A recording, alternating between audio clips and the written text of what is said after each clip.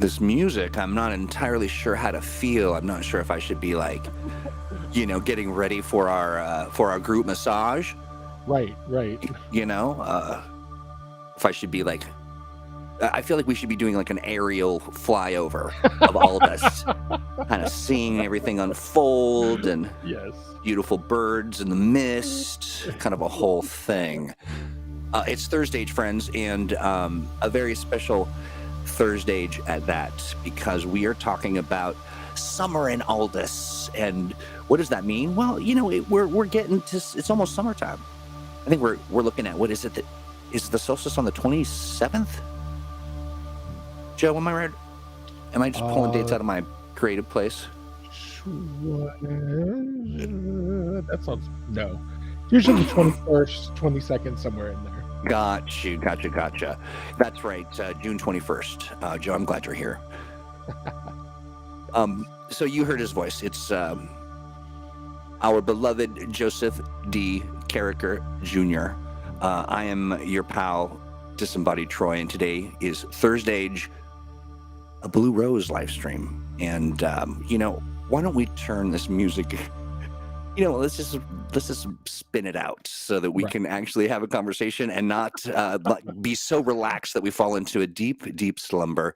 I may meditate myself off of the plane, off of the primary plane. I have ascended. Look, we've all ascended because look who's here. Joe, hi. How are you doing? Hey, everybody.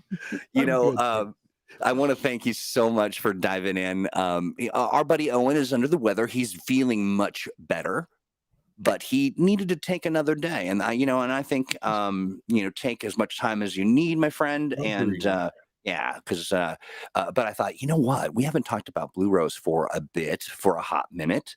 And I went through my Blue Rose library, and I thought last night, I'll sit and read. This is a hefty library. You're not wrong. I'm looking at the stack. I wish I had, unfortunately I'm disembodied, but let me tell you what I've got. And I know I'm missing a few. I've got, we'll start with the fiction that I have. So I have Sovereigns of the Blue Rose. I have Tales of the Mount. And I know that then I have another book that I'll talk about here in a second. And then I have the big books. I have Aldis, City of the Blue Rose. I have Blue Rose Adventurer's Guide. I have, they're getting heavy. I have Envoys to the Mount, an epic campaign for Blue Rose. I have, I missed this one. This is, this is the Blue Rose novel, Shadowtide, which is really gorgeous. And then we have the big book, Blue Rose, which is I am literally, I'm holding each one of these because I want to get a sense of how heavy it is. Yeah, right. I'm going to hurt myself. And then the other thing that I've got, two other items that I'm almost afraid to open them. I have the Blue Rose tokens. And then I have the Blue Rose diced set, which is gorgeous. I really love the dice. Yeah, they're really nice. And we've got some friends joining us. Ren's here. Hello. Yeah, I know, right? My disembodied arms are going to stretch out. Philip is here as well. And I got to tell you, Joe, the last time that you were on, it was inspired by a friend we'll call Tempo. Temp was sharing some thoughts in YouTube on our YouTube channel. Good evening, Brian. Good to see you, my friend. And they were very excited about more detail. And when I posted that we were going to be talking about Blue Rose today, very first person to respond was Temp. So we're going to devote this episode to you, friend, and hopefully you're able to join us live. And if you've got questions, if anybody's got questions, please lean in. But Joe, we've got a couple other surprises. Should we wait and save the couple other surprises, or should we? I'm so bad at this. I don't know. I'm the person who, when Christmas rolls around and I've purchased gifts for everyone, I am dying to tell them. Joe, Like, I have same. no chill when it comes to that sort of thing. So I'm probably the Exactly. worst person to ask about that. Me too. And I was hoping maybe you would be less inclined. I mean, because if I've got a handful of gifts for people, I just want to be like, they're all for you. Open them now. Right. Right. If you were Yeah. looking to me for chill, we are all sadly disappointed. Yeah. So no chill, but maybe I'll give one. No, I won't. I'll wait. I'll wait. So here's the thing, Joe. When I pitched the idea was sort of like let's talk about summer in Aldis. Like if we were right now, Yeah. you and I, and everybody who's hanging out with us, only the people who are watching live, though, the people who are on video on demand don't get to come. Right. But we've all got a ticket to Aldis. It's summertime. What's the city like? What's happening in this Oh, space? How do we need to prepare? What are we going to see? And then also, a little bit later, we'll maybe start playing around with some character ideas and stuff. yeah, yeah, yeah. So the city of Aldis is very balmy because it's, the height of summer. Mm, Um, the goddess Morena, she is sort of in ascension because of the four twilight deities. She's the goddess of summer. okay. And so, Alden folk are thrilled that the weather is warm. Although you've also got, nice cool breezes coming off of the lake that Aldis is built next to. And it's just like it's party time. The light lasts forever. But the work day still sort of ends nicely, and you've got several hours in which to hang out with your friends and your loved ones and your potential trysts. Mm. And it's a great deal of joy and celebration. The light is at its height. And if there's nothing that Alden folk like, it's a good excuse for a party, and this is it. Oh my gosh, you literally gave me chills because I want to go to there. That is amazing. So, Joe, as you and I are both members of the LGBTQIA community, so it's Pride time. What's It happening around is. that in the city of Aldis? Well, interestingly, so Alden culture, like honestly, wouldn't have a lot of necessity for pride as we think of it, right? Okay. Because one of the things that our real world pride does is it's meant to not just give us the opportunity to celebrate, but also to counter messages that we've sort of received from our culture To that there should educate. be Yeah. well that there should be shame around who we are, Oh, I right? I mean, see. it's the Yes. reason why it's called pride, because pride is what you use to counter shame. Ah, Um, yeah. and in Alden society, where to be perfectly honest, the majority of people are what we would sort of in our world classify as either bisexual or pansexual. There's not a lot of shame attached to who it is that you love.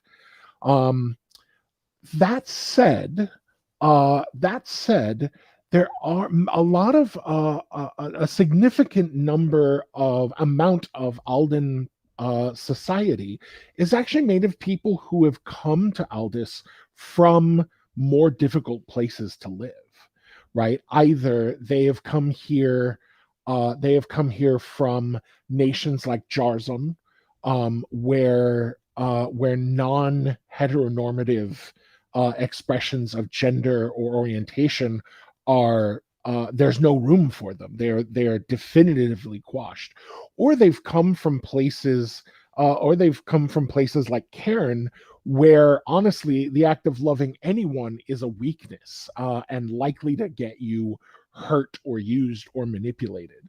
And so many of the people who have come to Aldis from these other nations are overwhelmed on some level by the notion that there's no higher virtue than love of self, love of family, love of one's neighbor, love of those whom you have intimacy with.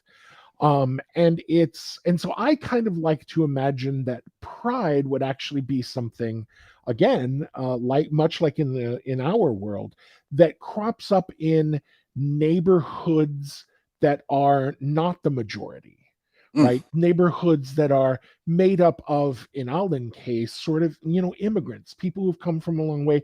And this is a way of them celebrating the freedom that they now have living in this nation that they did not before.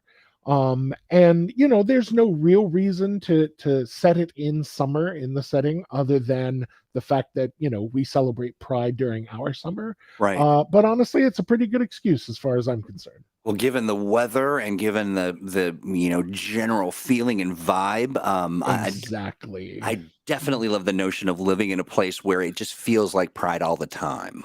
Yeah.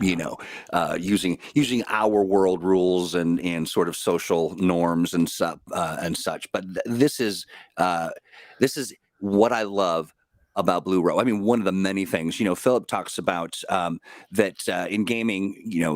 He buys mostly PDF gaming products, but Blue Row still gets the physical copies. The art is Oh, yes. it is fantastic. And I ask this every time, primarily because I am easy to confuse and I only have enough room in my brain for so much. But the artist is. Who is the? I mean, of course, we have art direction by our own Hal Mangold. But the Who is the visionary for the line? Like, he is the one who finds the incredible artists that we have. That's right. A lot of our cover art, the cover art for a number of our works has been done by Stephanie Puyman Law. And she like has this way of painting with light. She uses a lot of watercolors. She did Yeah, the cover of the core book and several others, and it's just like lush and beautiful and like filled with like lovely detail, and yeah. it's everything. Oh, it really is. And now talk to me about when I'm looking at the cover, the Blue Rose core book cover, and Yeah. I see this beautiful, sort of fancy cat lady with a collection of butterflies as well.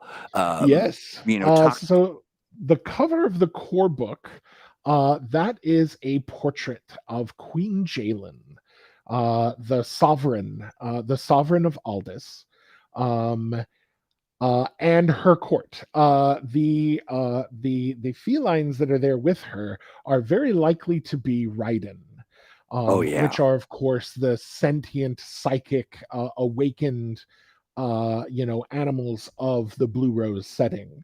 And we like to make sure to include Raiden when we're talking about Blue Rose as a nation, because it's one of the few nations in the setting where Raiden are they're citizens, right? They're considered just part of the folk. And in other places they're regarded either negatively as like dangerous corruptive influences, or even positively as these like spirit animals or something of that sort, right? Like but in no other place are Raiden just people along with everyone else, living beside people, working, having their lives, having their friendships and their chosen families and this sort of thing. Yeah. yeah. I love that. And so now talking more about the Raiden and Yeah. their so as I understand it, it is something like people don't necessarily beings in this space don't necessarily know how a Raiden kind of matures. They just kind of do. Well, yeah. So Raiden, they all start lives with very few exceptions. The exceptions being, um, unicorns, griffins, Hmm. and the very large, like there is a large kind of puma-sized cat that has Siamese markings, that is a very specific sort of it. So all of them are born fully awakened. They're Ah, sentient, they're psychic, basically as they mature normally. All other Raiden start life as just normal animals. And then at some point during whatever the sort of adolescence is for their species, they experience an awakening, in which they begin to like understand more of what's going on around them. Um, uh, the majority of Raiden come from wild areas, but even so, they likely have still encountered folk who have language and things like this. And they find themselves understanding language more, which often makes them kind of want to hang around people, even if they are, from wild areas, because they're fascinated by the concept of language. And as this sort of like psychic awakening occurs, they find themselves, they find themselves kind of separated from their usual species, the families that they grew up with, whatever siblings or parents they likely have are not Raiden. Um, but they do eventually find community with other Raiden. And Raiden sort of gather themselves into communities that are mentor like.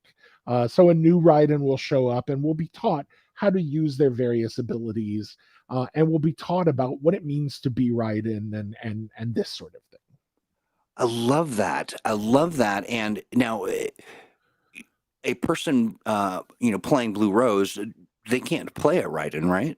Oh, you absolutely can. Yep, Listen to that. you How can. amazing is that? So you It is can. a lot of fun.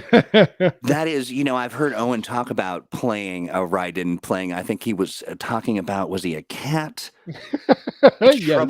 troublemaking cat, and he's got a, Yes. hey Jonesy, good to see you. Yeah, and he's, and it's so fun, and to kind of hear him tell it, we'll have to bug him at some point when he's Oh yeah. back.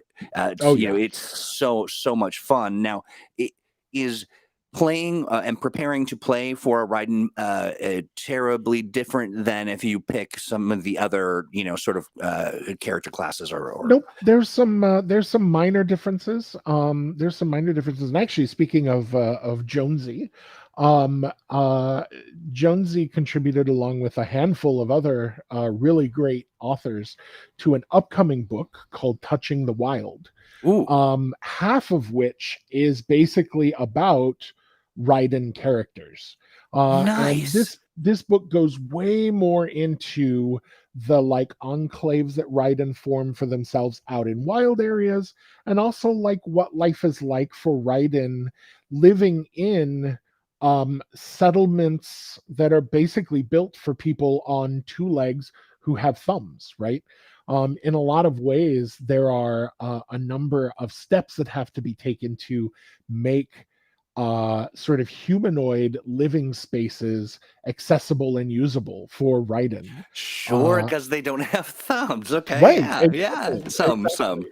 yeah. But also there are businesses that are specifically built for Raiden and this sort of thing, including bird like characters that fly and this sort of thing. So it's a lot of fun and creates a setting that without needing a lot of like big sparkly magic feels very fantastic, like it's not often it, a lot of times fantasy settings rely on the existence of cool powers, right, in order to feel fantastical, and otherwise they're just like other normal places. But in this case, you have inns that are deliberately designed with sort of like entryway windows up on the second floor so that flying customers can alight in the rafters, and still receive service and that sort of Joseph thing. D. Carriker Jr. I am literally in my mind, before you even mentioned, you were talking about a world that's sort of just naturally built to afford, the flying creatures and hooved creatures and the Yeah, and the lot. In my mind, I just saw the way that, what would architecture look like, and you right. think about, like, a service entrance for the winged, like they Yeah, need a place to land and to kind of get in comfortably. It just really it changes your perspective of this fantasy sort of architecture. And that's literally what I thought of. I mean, just what a remarkable view that Well, would be to kind of it does, see. and it's for me, it's the best parts of fantasy. It's the best parts of fantasy, and I say this as someone who is himself queer, and grew up in sort of places where that wasn't accepted. One of the reasons why, as a young queer kid, I sort of retreated into fantasy as much as I did, both gaming and fiction, was because fantasy seemed to say, hey, it's awesome that people are different. Like, we're not trying to make all people the same. It's awesome that people are different. And let's build and imagine societies and cultures in which we're not a melting pot, right? We're not trying to make everybody the same. Everybody gets to be their different people, whoever they are. And that's a good thing. It's Yeah. not something that has to be sort of negotiated or come to an impasse about. No, like, there's a place for in sort of standard kind of faux Tolkienian fantasy. There's a place for dwarves to be dwarvish, right? There's a place for elves and this sort of thing. And it's one of the things I love about Blue Rose is that, as I said, like, from its foundations, it has been a world different from ours. It's a world that has magic as part of its background. It's a world that has, folk of various origins and abilities and limitations. And no one and for the most part, particularly in the kingdom of the Blue Rose, no one is made to feel bad for those differences. If anything, if the culture doesn't have accommodations, the culture regards itself as having failed. And Right. people work to make that better so that everybody has a home there. And that's not just wonderful to read and experience in a game, but it's frankly aspirational. That's what I want out of my culture, what I want out of my society. Right. Absolutely. And just how remarkable, and we don't have to dig too deep into this, but it is, it is our month. But the notion of when you build a world that at its inception is Yeah, meant to be accessible, not because of a negotiation of, it's not a homogenous kind of like, how can we make it as comfortable for most. It is, right. let's make room for everybody. It Yeah, just really changes the perspective. it does. Yeah, that is really remarkable, and I think that at the core is why you could be you're enticed by the beautiful artwork, and you're thinking, I want to go to there, and then you realize you can go to there, and you're Yeah, welcome as you to go to there. right. I will tell you, as I'm listening to you speak, and I'm flipping through the book Aldis, City of the Blue Rose. It is literally generating about 4 million questions, about all of that. I mean, because let's just talk about that book Yeah, yeah, yeah. itself. Now, you open it up and it's got a beautiful breakdown of the general neighborhoods: Lake Ward, High Ward, Middle Ward, Lower Ward, and then the Outer Ward, and then other areas too, which I'm presuming. Okay, that's the Middle Ward. Sorry, you can't see me. I'm disembodied friends. Sorry about that. But what I'm looking at is amazing. So as we open up the book here, the table of contents is rich with resources, information about the neighborhoods, even a breakdown. Am I seeing this right? Am I seeing a neighborhood breakdown that tells you sort of some of the different businesses within? Yeah, yeah. So each of the chapters in the Alden City book is basically dedicated to one of the wards, right, which is kind of the larger chunks of the city. And then within each of those chapters, we divided that ward into what the various neighborhoods Mm, are, mm. gave them names. And there's a paragraph or two for each of those that just talks about who lives there, what's the vibe like, what shops you can find there, what important landmarks are there, entirely for the purpose of helping to capture what it feels like to live in the city, and not only to live in the city, but these also include some fun, like, suggestions for ways to use these various places and neighborhoods in the game. Some like story seeds that you can kind of sprinkle into the rest of the campaign.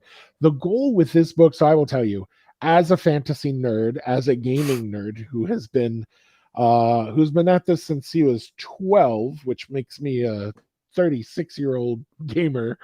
Um, like, I have always loved the big, sprawling fantasy cities. Like, anyone who knows me personally knows that I'm a nerd when it comes to that sort of thing. And so the book of Aldis, City of the Blue Rose, is basically my, like, fantasy heartbreaker love letter to that sort of Oh, thing. And we got ridiculously focused when it came you to putting that book together. you really did. I mean, it is. I mean, when I say rich, I am just like it is. As a fellow, fantasy nerd, as I flip through this, it is very clear that at the outset that someone went through and did meticulous, loving sort of Yes. curation of the city and all of the various spots within. And I get lost. I start to, as we're talking, and I open up things and I look at something that's called the flash gate, and I'm like, what? What is this? And then, and the subtitle is Submerged Shadowgate. And I'm like, what? It is, I'm telling you, as someone who has some ADHD, this is sort of both wonderful and terrifying. I'm running in all these different directions. Tell me just a little bit about what is the flash gate? What is that Submerged Shadowgate? One of the things in Blue Rose is Blue Rose is as a setting, not just the kingdom, but the setting as a whole, Aldea, is on some level sort of still recovering from an ancient sorceress monarchy empire Mm. of these sort of wicked sorcerer king sort of figures. I'm not sure if I can use the word sort anymore the rest of my life after that sentence. Um,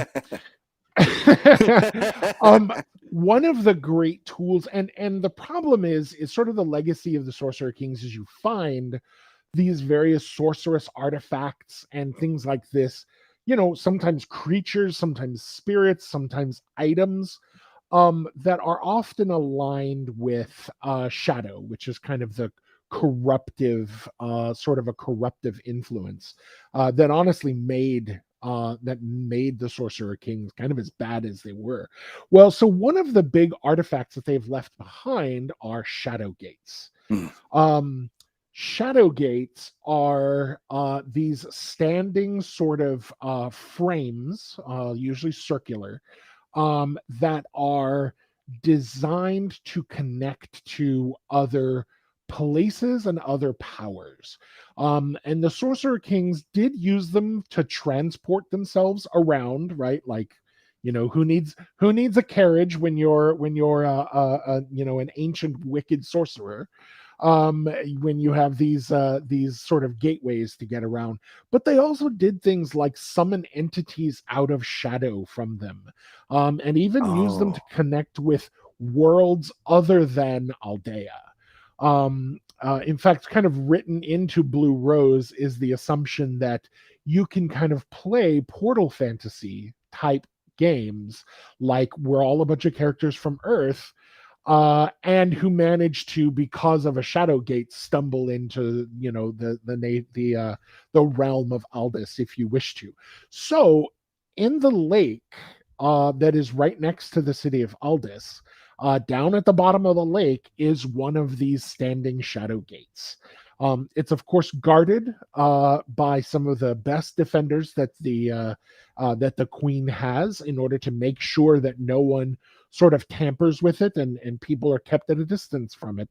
And folk grow up in Aldis having heard of these shadow gates, and everyone's terrified of them, and rightly so. But it's just like, it's a perfect example of the way that Blue Rose says we can take what was worst in our past, and we don't have to pretend that it never existed, but we can still build a world that's beautiful around those things, and live and have a place for all of us there. I love it. That is it is so evocative. There's so many opportunities, and I love that whole notion of a portal situation that allows people to kind of be transported. And given that we're talking Right. about Blue Rose in the context of the adventure game engine, that Yeah. lends itself well to some crossover, right? Yeah, it does. Yeah, it certainly does. It is, the nice thing about the age system is that, um there will be little bits of fiddling that have to be done here and there, but it is possible to use things from other age games in Blue Rose. For an example, um folks may or may not know that I'm sure they do, that we have a game that's based on the Expanse novels. And so one of the mechanics in the Expanse is a mechanic called churn, Hmm. which is sort of a thematic thing that represents that, like, things get worse and worse and worse until they sort of boil over and it all goes to hell. Mm. And so our full length campaign, Envoys to the Mount, actually uses a version of that mechanic to represent kind of the shadow building under the surface. And so as you encounter more things of shadow, or even engage in certain acts that feed shadow, this sort of shadow churn kind of mechanic builds and builds and builds until it erupts, and like shadow shoves itself into the middle of the narrative, and it all gets ugly pretty fast. Right, right. And I am, I'm looking at, Jonesy says, Envoys of the Expanse. I was thinking of like uh, the Expanse to the Mount, Yeah. or Exactly. good stuff. All right, so we do have some questions, and Awesome. as you would imagine, the first one. So just to preface that, I've got a question to the ops team to talk to just in case we're not entirely sure, but uh, Steven, sorry if I'm McKee says, if half of Touching the Wild is about Raiden, can you tell us what the other half is about? And can you tell us anything Yes. about the new playable race? Yeah. So the other half of Touching the Wild is about Shadow Spawn. Very specifically, a lot of the monsters and corrupted animals that sort of rise from places where shadow touches the natural world.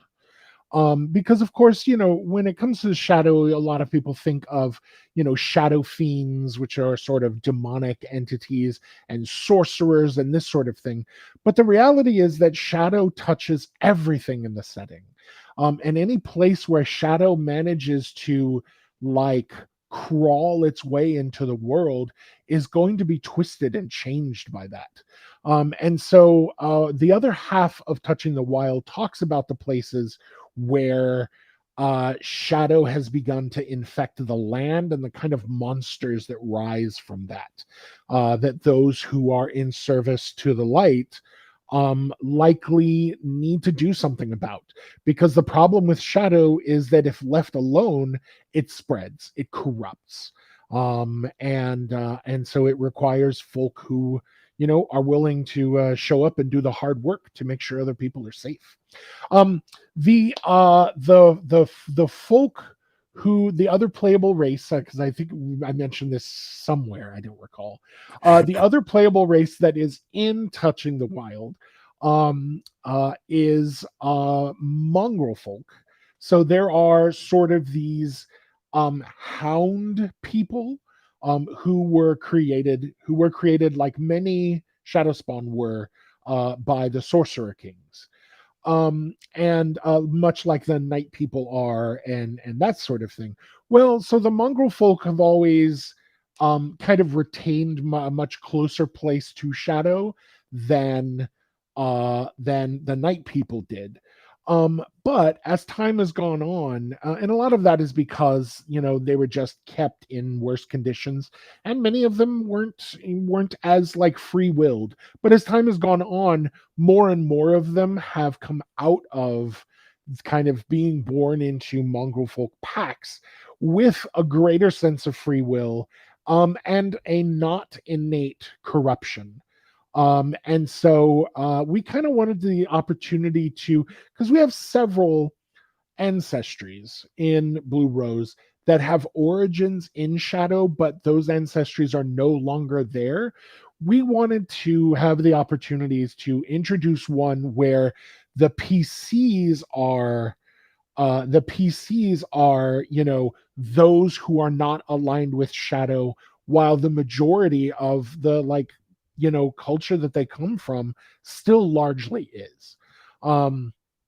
And yeah, so that's and that is through the lovely work of Stephen Michael DePesa, who has dramatically helped me with developmental responsibilities with the last several projects, and is very much the sort of fellow who loves him some puppers. So Love that. So taking some that loving care that that's people right. have That's have right. And he is their yeah. champion 100%. Oh, I So love that. I love that a great deal. So I'm when I have folks may not know this, but Green Ronin, we have a deep, wide, vast library of reference, and it's beautiful. You should go there someday. It's heavily guarded, of course, and in it we have recordings of all of the things that we have said and maybe promised to people, in categories of like, this is something that we are.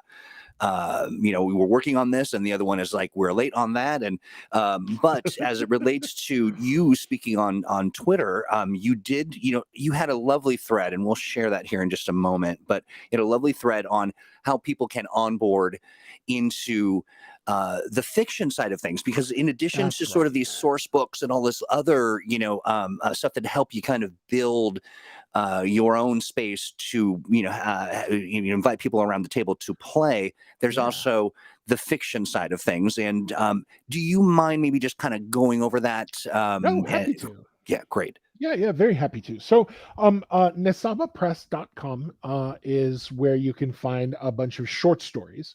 So there's a bunch of Blue Rose short stories that are not like tied into other things. So you can just sort of pick and choose from among the ones that sound good. We also have a number of novels and anthologies. So I wrote the first Blue Rose novel called Shadow Tide, which is basically focused on three members of the Sovereign's Finest and their mission that takes them into the Varen Marsh. And as with most things Blue Rose, it's actually earlier in the chat I saw that John asked a question of kind of like what made Adventures in Blue Rose different from a lot of other fantasy, and I really wanted to capture that difference with Shadow Tide. Mm. And that difference is that it's not victory in Blue Rose is almost never about how great of an adventurer you are, and it's almost always about who you have around you, the relationships that characters build. When I say relationships, I'm not just talking romantic, although that is one thing, but also like mentorship relationships, your friendships, found family, all of this sort of thing.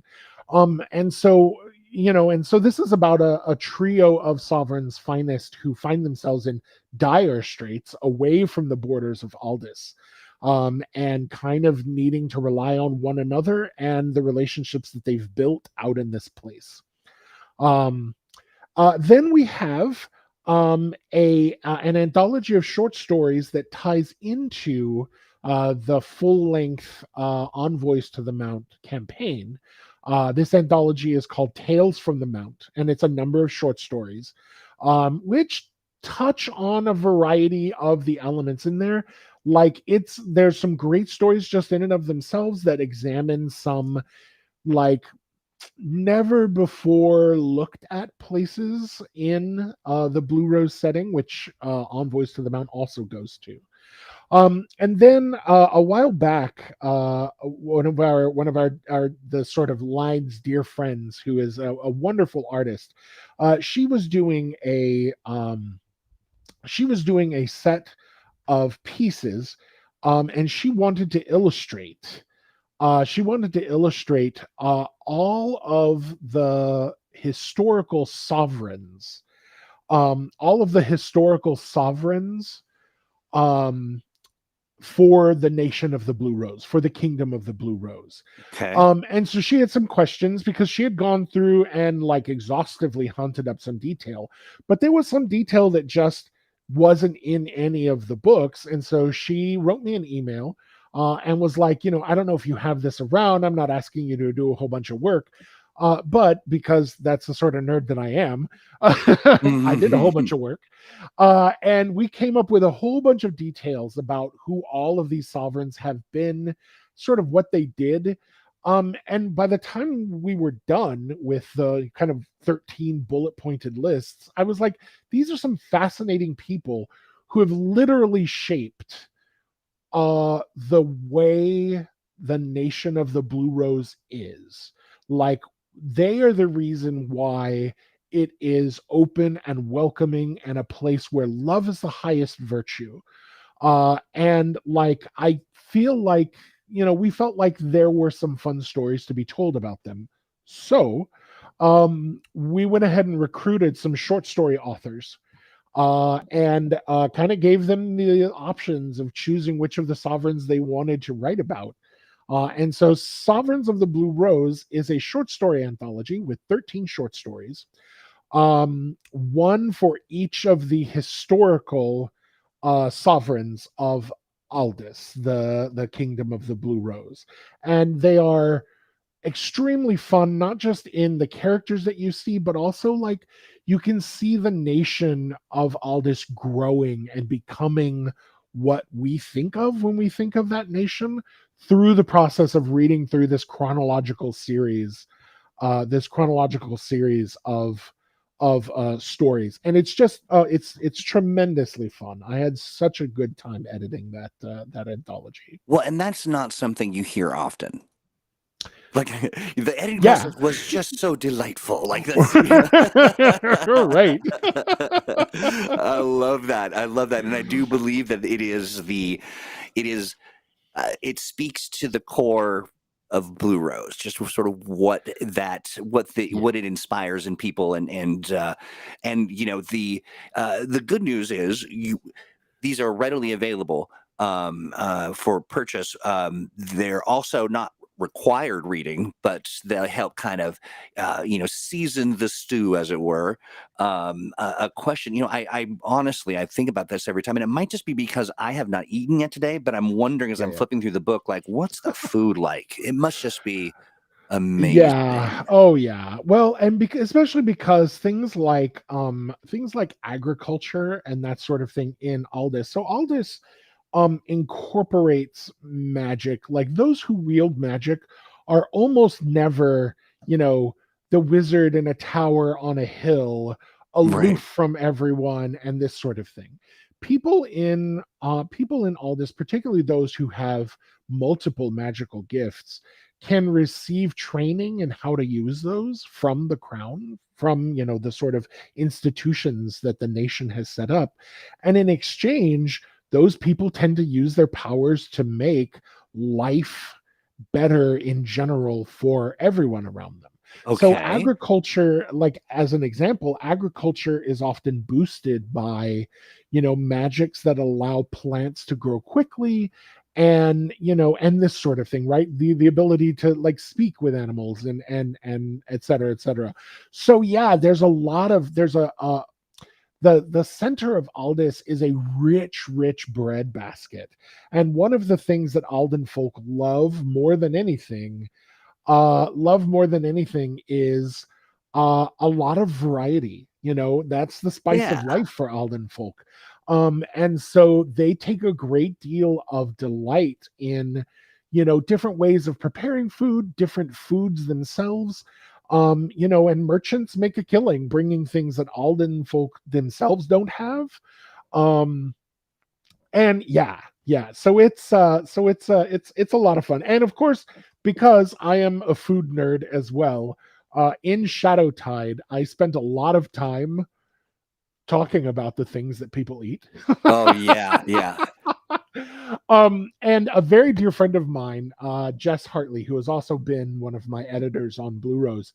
Um, so she is a hell of a cook.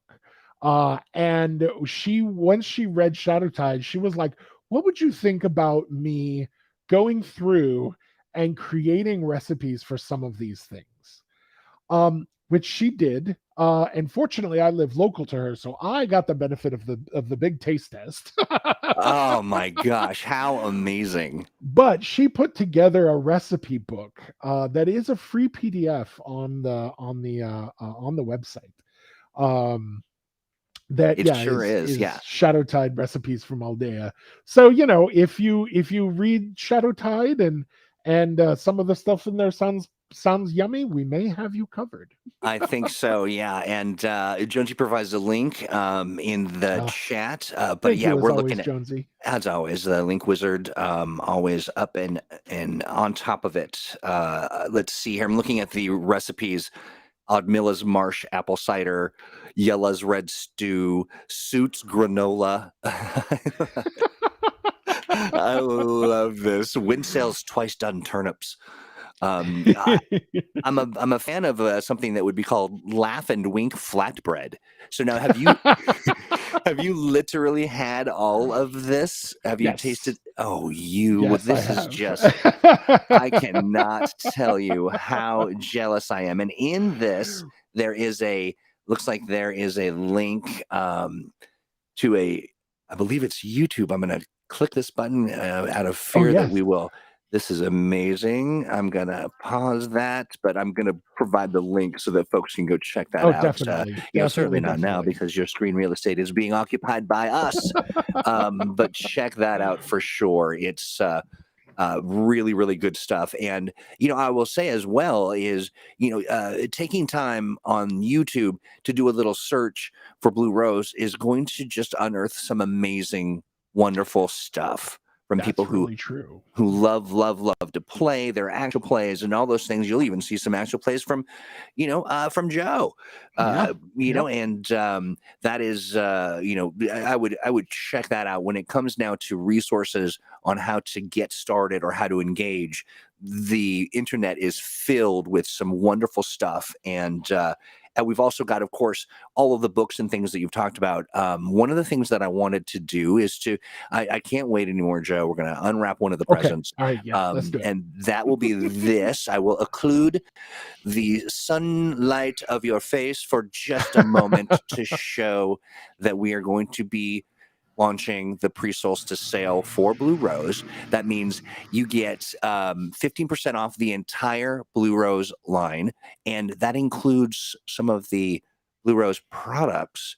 Like there's some mug and there's some other good, a T-shirt, and I when I was putting this together, didn't really think about that. And now that I'm looking at all that stuff, I mean, I should be, from head to toe in my Blue Rose uniform, which you got to imagine if you were, hanging around in the city and you were, on a vacation, maybe in the Lake Ward, that you'd be wearing some kind of nice robe or something, So we'll have to look into adding some products to the product line. That Just would be incredible. right. Yes. Yeah. I'm reminded of that. What is the term? Is it higgy? Higgy? Higgy? Higgy? It's like I think it's Scandinavian term for just comfort, like just the maximum comfort you Yes. can have. And that's what I'm thinking. But all you have to do is enter Blue Rose Summer 15 and you get 15% off anything in the store that has a Blue Rose logo on it. And that, my friends, is that, and we'll share this on social media, and we'll send out, we'll alert the authorities far and wide. I'm thinking as we're looking at sort of the mechanics of stuff. What I had wanted to do is really get into sort of building some characters. But I don't know that we have the remaining time left to really do that Yeah. justice. We can come But back and do that at some point. I would love that. I really would. And, we're certainly not done, but we're Yeah. kind of nearing the stretch here for this particular program. And I'm wondering, as we're talking about the character creation aspect of Blue Rose, what are some considerations? We already talked about how you can play a ride and you Yeah. can coordinate sort of. Talk to me about the axes of sort of customization and sort of the things that you can look forward to or should think about when creating a character. Yeah, definitely. So there are, of course, three kind of core classes within the system. And then so you choose kind of what class you come from, and then what your ancestry is. And those like form quite a bit of the combinations of those. Um provide a lot of space for all sorts of different characters.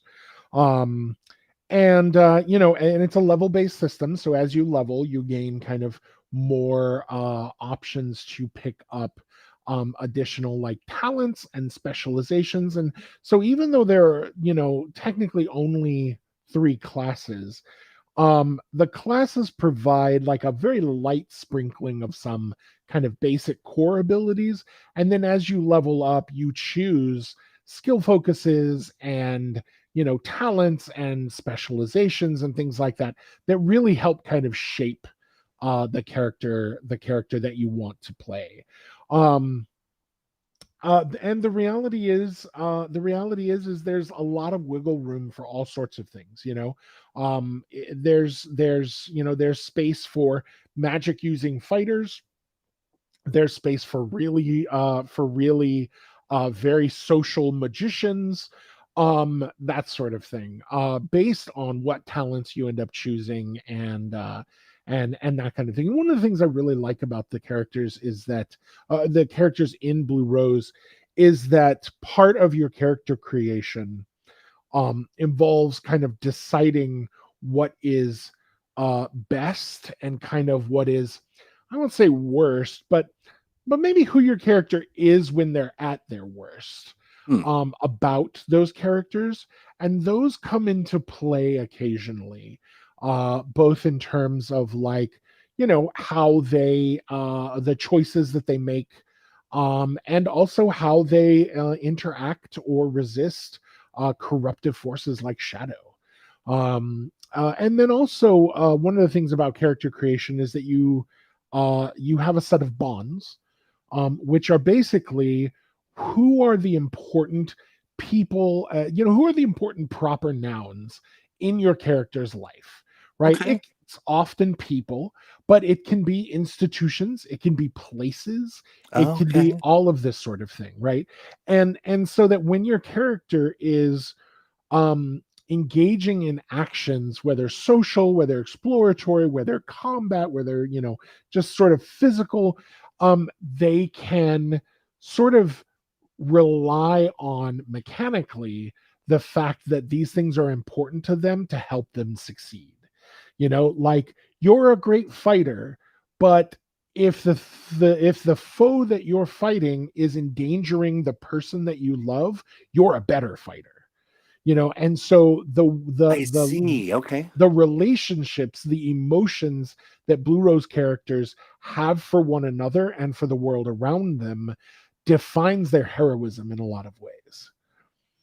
I love that. I love that. And I do believe, I wanted to thank and also apologize to Lauren, who just bought a bunch of stuff in the store. I'm imagining Oh, inspired Lauren. by Joe. And so apologies for that.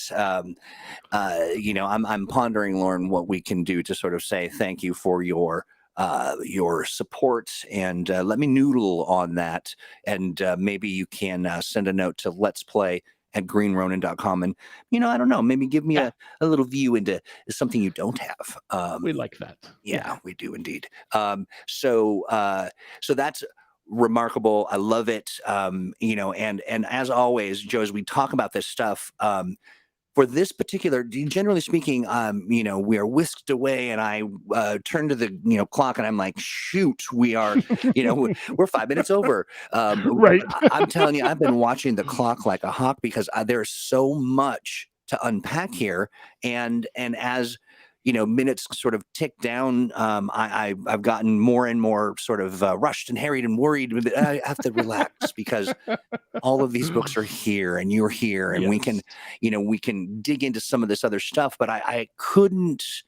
I want to talk a bit about just Joe and what kind of what's your what are you doing when you're not sort of vacationing in Aldis, and which I'm imagining parties are going to be incredible, and all of the just love and all of the beautiful things that Blue Rose represents. But when you're not there, what are you doing? What's going on?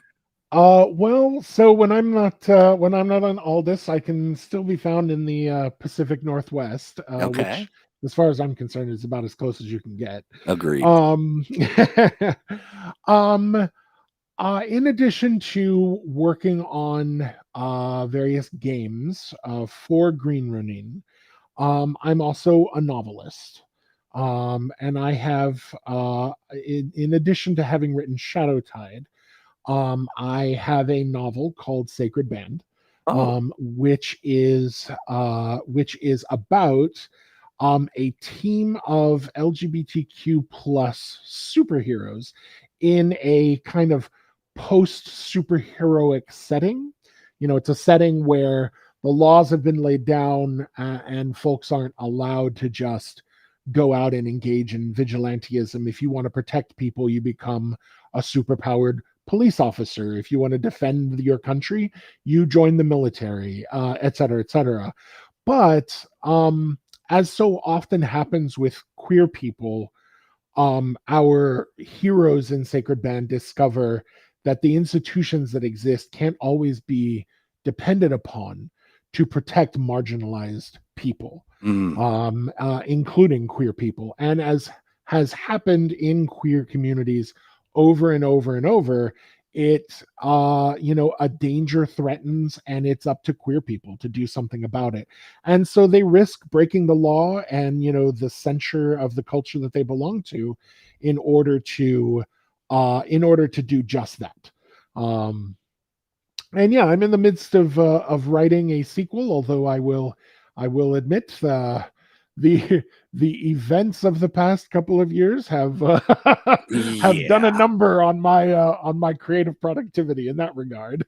Oh yeah, and that is you're certainly not alone in that, and I'm glad that you brought up the book, and I have a copy of it right here. I mean, dare I say, I have a case of copies right here in my misty hands, and each one of them in this case is signed by you. Yes. We literally shipped this out to you, and you signed each one and shipped it over to me. Them. That's right. That's right. And so what we're going to do, and I have, of course, not thought about this in any way of substance. We've got, I don't know. Let me see. 1, 2, 3, 4, 5, 6, 7, 8, 9, 10, 11, 12. I'm looks like 2,000. No, I'm sure it's not that much. But weights and measures are not my strong suit. But what is my strong suit is wanting to give these away. And well, honestly, to be perfectly frank, I want to keep each one of them for my own. But I can't do that. And so, how shall we? Maybe putting you on the spot, how shall we consider giving these away to people who are in chat right now? That's a good question. I don't know what the typical honestly, if I had my way, it would be like an Oprah situation, and everyone would be I'd be like, under your chair, and under your chair. Under your chair. Exactly. So barring Troy, that, the Oprah of queer superhero novels. right? Yeah, everybody, I snuck into each one of your homes and under your pillow. I've left. I'm the book fairy. No, what I how about this, folks? If you can, Joe, think of a number. Okay. And we'll encourage folks who are looking to have one of these books as their own, and you pick a number, and we All right. will award folks based on how close you are. A real psychic moment. You get to kind of commune with Joe and All sort of right. All right. sense his spirit and sort of think about a number, Read the vibe, right? read the vibe, and then post that vibe, that number vibe in the chat.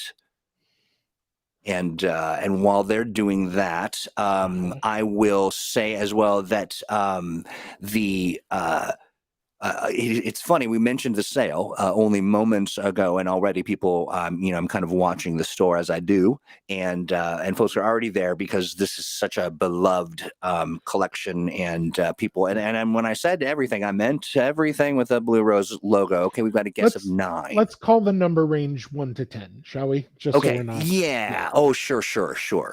That makes some sense. Dwayne, it came in with a 9, and so we'll let that kind of hang there for a minute, and get a couple more suggestions, and then so Joe, as we literally have just a few more minutes before the show is supposed to be concluded. My Yes. question for you is, when can we have you back and kind of do some real deep divey, crunchy stuff on Yeah. character creation or something? I think. Yeah, I would like that. Actually, once we get closer to releasing Touching the Wild, why don't Mm, we come back and maybe make some Raiden characters yes. with some of the cool new stuff that is in that book, and that'll give us a chance to sort of show off some fun new mechanics Love and it. whet people's appetite for Touching the Wild. Absolutely love that. That's a great idea. And so, folks, we'll keep you updated and apprised. Literally not a day goes by that someone's like, hey, what about this about Blue Rose? And so we will definitely scratch that edge in Definitely. the future. All right, so we've got a few guesses here. Dwayne says 9. Brian comes in with a 3. There's another 3 from Zierzin, I'll say. Apologies if I butcher that name. 7 from Stephen or Stefan. How we looking here? How's that feeling? Good. Yeah. Good. Yeah. Do you want to let's see. You want to share your number? Shall we reveal the number? Yes, let's. It's 7. It is 7. Congratulations. That's so nice. Yeah. So while Stephen is the winner with a 7, I will also say that if you guessed a number, I see all of these folks here. Send a note to let's play at greenronin.com. And I don't know, maybe you'll get a little something. Maybe you'll get a little something. Who knows? For sure you will. And Joe, honestly, always a joy to sit and sort of explore all this. Likewise. It's been a long sort of hibernation, and we all of us have been kind of indoors, and Aldis and the Blue Rose in general is a wonderful space to kind of occupy. And given for me personally, I have put on a couple pounds. I'm not going to worry about my summertime body. I'm going to worry about my summertime brain. I was And going to say, yeah. your summertime body is the body that you have. That's right, and it's welcome to come and hang out Right. and enjoy the setting of Blue Rose. So, Indeed, it is. so again, thank you so much. Oh, thank you to everybody in the chat for your phenomenal questions, for your continued support. Yes. Don't forget about that. That sale. I was trying to type in. I was trying to do a tweet and also talk, and that never ends well. So we'll have that link out to everybody here just as soon as we're done. Joe, anything else you'd like to finish with? I like to, anything that you want to share with folks that are like a personal project or something. Do you want to perhaps, do you have a Patreon or something that folks can know more about? So if you've read Sacred Band and are interested in some of the sort of world material and other short stories, I do have a Patreon, which is patreon.com/, Oakthorne, Oakthorne. It has been a little fallow lately, but it's a pay per release rather than pay per month. So Mm-hmm. there's no reason not to join it, and a couple of months will probably go by without any charges. um uh Also, though, along with Steve Kenson at Green Running, he and I have gotten together and we're starting to develop a a setting and campaign for fifth edition play, called Twilight Accord. And we're sort of developing that using a Patreon. It will be a finished final book when we're Yeah. done. But rather than kind of go the Kickstarter model where we show up, talk about it for a long time and then like a year passes, we decided it would be more fun to be like in the middle of creation with everyone, and to kind of do that using the Patreon model. Half of this is sort of an experiment just to see what Mm-hmm. this looks like. So no promises, but the book is coming out.